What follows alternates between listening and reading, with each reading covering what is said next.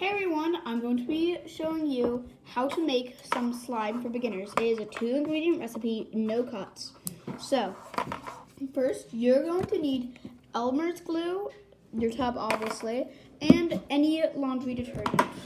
Well, that was a weird shot. Ugh, my camera's really bad. Okay, first you're going to want to pour, sorry for all of those things, by the way. You're going to want to pour your glue into the tub. So it's kind of however much, the amount of glue you use is the amount of slime you're going to make. So now, as you can see, I have the glue in the tub. Now you're going to get your laundry detergent, unscrew it, and pour a little bit in at a time.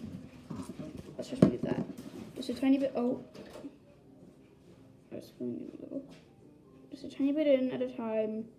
You'll see, and then get your whatever you're going to mix it with and stir. As you can kind of see, it's already kind of working. You see how it's kind of like activating, turning into slime a little bit? I would use a proper bowl for this because it's hard to mix in a tub. So if it's not just the right consistency, add some more detergent. This is one of the methods that I use to make slime. Just add a tiny bit more. By the way, if you're going to do this, you should definitely. Oh, that was a little too much, so I'm just gonna quickly pour some back in. I'm just gonna talk for the time being. By the way, if you're going to use like a color detergent, you should definitely make the color of your slime that color. All right, so as you can see, it's forming. As you can see, it's forming.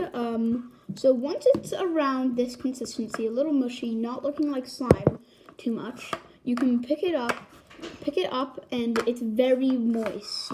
Right, it's probably very moist. Start just kneading. Just do this a lot, and it should start to be the right consistency. If it's not, I don't know what happened. You should try it again because this might take two times. As you can see, it's starting to turn into slime.